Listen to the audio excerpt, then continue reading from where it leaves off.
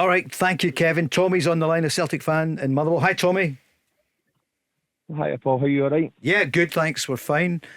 Just under 6 hours to go. Are your team going to make more signings in the next few hours?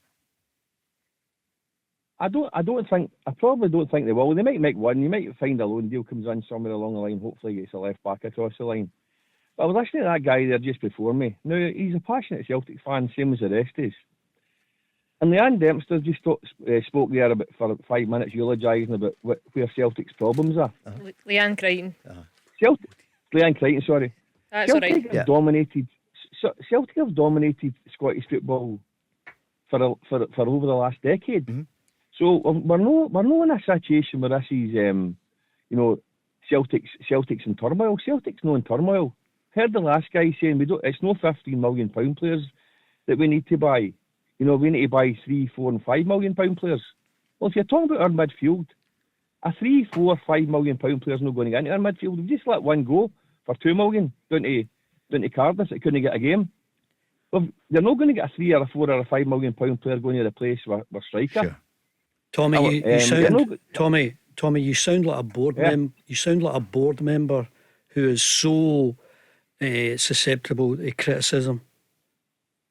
Celtic's ambition should not be just to win the league.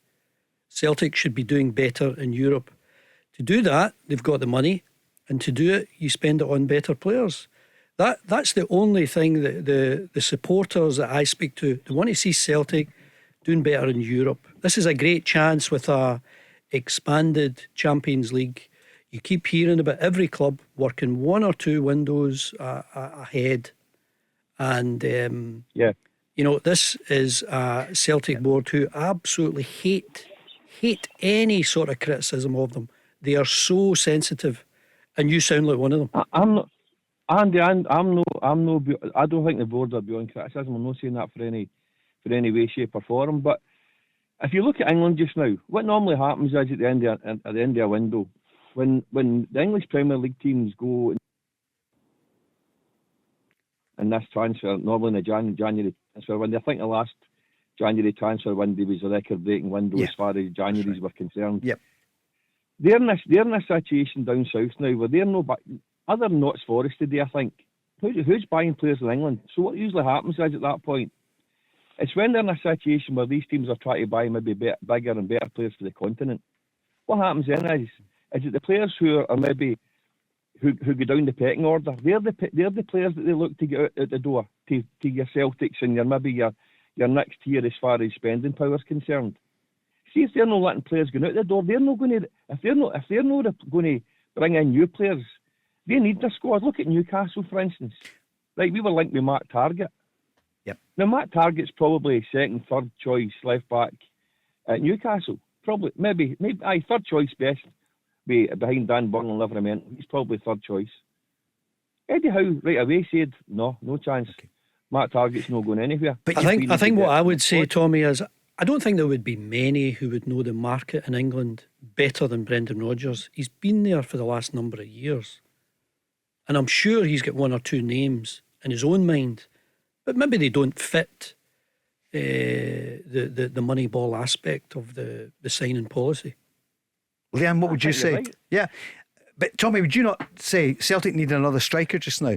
And also in the midfield, Hatati's injured the other day. Well, the squad is thin. Greg Taylor's injured. Yeah. As far as if you're looking at the striking area, right? So obviously we've got Kyogo. Listen, sure. I don't think any Celtic supporter would sit back and say that Kyogo is performing anything like the way he performed last year, or even the year before. There's no even a debate there, right? And I understand that totally. And I understand also that O's maybe know the finished article, and I probably agree with that as well. Okay.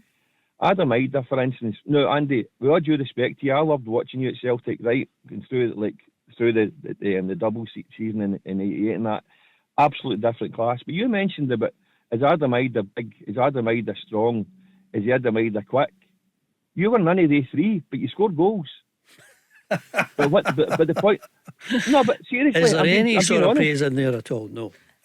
He scored Of course goals. there is. Of course there is. Listen, we'd have I'd like have an that. Andy Walker playing I'd have an Andy Walker playing number 9 for Celtic today if I could. But what I'm saying is, you see if you get my issue is the service isn't there, right? So the service isn't there, but we've, Abad is just coming back. So let's see what he provides in the second half of the season. We've got, listen, I'm not the biggest lover of Maida myself, but he's capable. We don't know what the new guy Kuhn is capable of. Yep. And Palmer and fits and starts looks as if he could be good, but at times he's really frustrating. He certainly is when double penalty miss at the weekend. Yeah. But Tommy, of course. I'm going to have to go to the break, but what you're saying is don't panic. You think Celtic are still going to be Exactly. strong enough. But part of you must be disappointed. And nobody's saying, well, why have recruitment departments? If it's not, if there's nothing there out there, then let's not have recruitment departments. And of course, you do have. That's a different argument. Of That's course, a different sure, argument, exactly. Yeah. I And don't think Leanne, Celtic are in crisis though, Tommy. From you what didn't we've say spoke about tonight, I think what the word we've used is gamble, running the risk. When you look at the likes of Kyogo, who you've alluded to yourself, performance-wise isn't there. We also know he's nursing an injury through till what looks like the end of the season. That he'll have that shoulder operation that he's long awaited. Yeah. If you lose Kyogo tomorrow, you don't really have a guaranteed number 9 to come in and do what Kyogo does, whether he's in or out of form. I don't think at the Well, weekend. they say Rangers lost Butland tomorrow, or they lost Goldson tomorrow. Are they in a good a fit state? No.